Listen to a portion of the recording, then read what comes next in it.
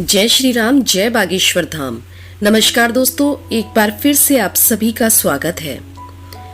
घी के दीपक का हिंदू धर्म में विशेष महत्व है। आपने देखा ही होगा कि हर देवी देवता की आरती, पूजा या अनुष्ठान के समय दीपक जलाया जाता है। धार्मिक मान्यताओं के अनुसार दीपक जलाने से वहां का वातावरण शुद्ध और सकारात्मक हो जाता है। दीपक मिट्टी और आटे इन दोनों के जलाए जाते हैं। दोनों ही दीपक का अपना अपना विशेष महत्व है।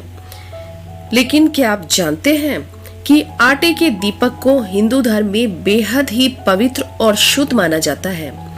मान्यता है कि देवी देवताओं की पूजा में आटे के दीपक को जलाने से हर मनोकामना पूरी होती है। तो दोस्तों, वीडियो में आगे बढ़े उससे पहले आप अपनी पूरी सच्ची श्रद्धा के साथ कमेंट बॉक्स में एक बार जय श्री राम, जय बागेश्वर धाम जरूर लिखें। यदि आप अपने जीवन में किसी भी प्रकार की समस्या से जूझ रहे हैं, चाहे वह आपकी समस्या कितनी भी बड़ी क्यों ना हो, उस समस्या का समाधान आप एक आटे के दिए के द्वारा कर सकते हैं। आटे के दिए का प्रयोग बहुत बड़ी कामना की पूर्ति के लिए किया जाता है।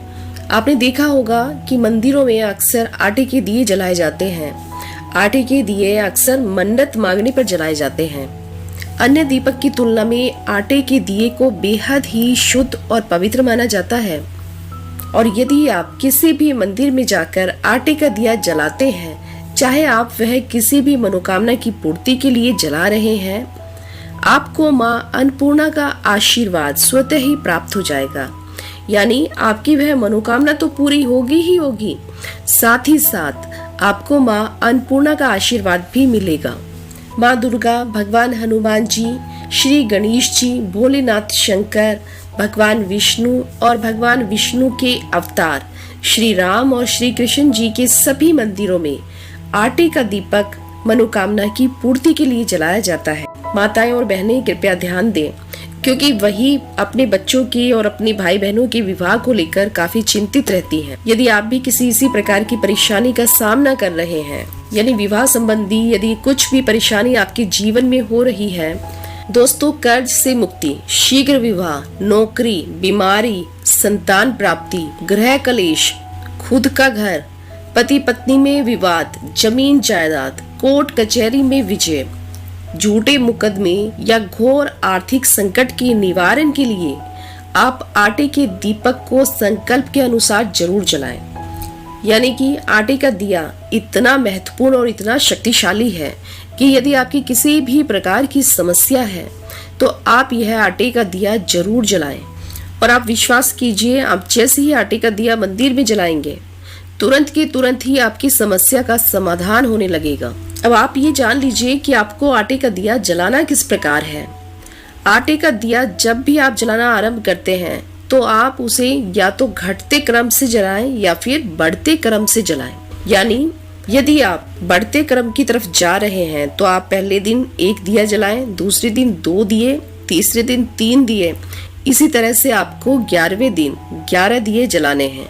और यदि आप घटते क्रम से जला रहे हैं तो आपको पहले दिन 11 दिए, दूसरे दिन 10 दिए, तीसरे दिन 9 दिए और इसी प्रकार से आपको 11वें दिन 1 दिया जलाना है। यानी कि आप अपनी इच्छा अनुसार घटते या बढ़ते क्रम किसी भी प्रकार से दिए जला सकते हैं। आटे का दिया बनाने के लिए आप आटे में 1 चुटकी हल्दी डालिए। उसके बाद उस आटे को गूंथ लीजिए। आटे को आप थोड़ा सा टाइट ही रखिएगा, जिससे कि आपको दिए का आकार देने में आसानी रहे। आटे को गूंथने के पश्चात आप थोड़ा सा आटा लीजिए और उसे फिर दिए का आकार दे दीजिए। दिए का आकार देने के पश्चात आप उसमें घी या तेल की बाती डालकर जलाएं।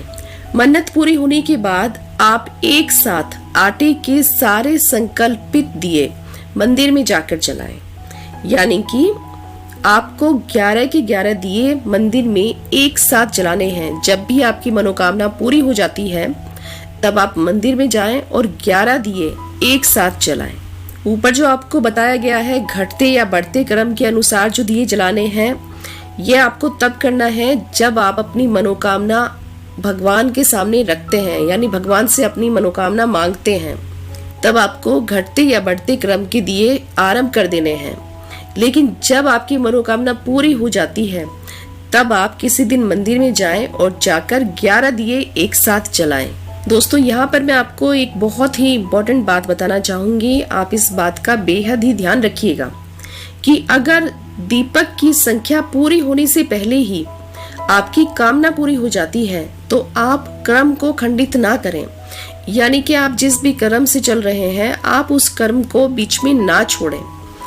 यानी कि यदि आप घटते क्रम से चल रहे हैं या फिर बढ़ते क्रम से चल रहे हैं तो आप वह अपना नियम पूरा करें, उसको बीच में अधूरा ना छोड़ें और संकल्प में माने गए दियों को पूरी तरह से जलाएं। आप इनको जलाने के लिए किसी भी अच्छे दिन का चयन कर सकते हैं। यानी कि आप किसी भी शुभ वार, शुभ मुहूर्त और शुभ चौघड़िया में दीपक जलाने का प्रण कर सकते हैं। हर दीपक के साथ आप अपनी मनोकामना जरूर दोहराएं। आप जिस भी इच्छा पूर्ति के लिए दीपक जला रहे हैं, मन ही मन में हर दीपक के साथ आपको अपनी वह इच्छा भगवान के सामने जरूर रखनी है। दोस्तों, ये आटे का बेहद ही अचूक और शक्तिशाली उपाय है। बस आप एक बार इस उपाय को करके देखिए, आपको आपकी सभी परेशानियों से 100% छुटकारा मिल जाएगा। दोस्तों, यदि आपको हमारे द्वारा दी गई ये जानकारी पसंद आई हो तो वीडियो को लाइक और चैनल को सब्सक्राइब करना ना भूलें। कल फिर आपसे भेंट होगी इसी प्रकार की अन्य जानकारियों के साथ। जय श्री राम, जय बागेश्वर धाम, सीताराम, राधे श्याम।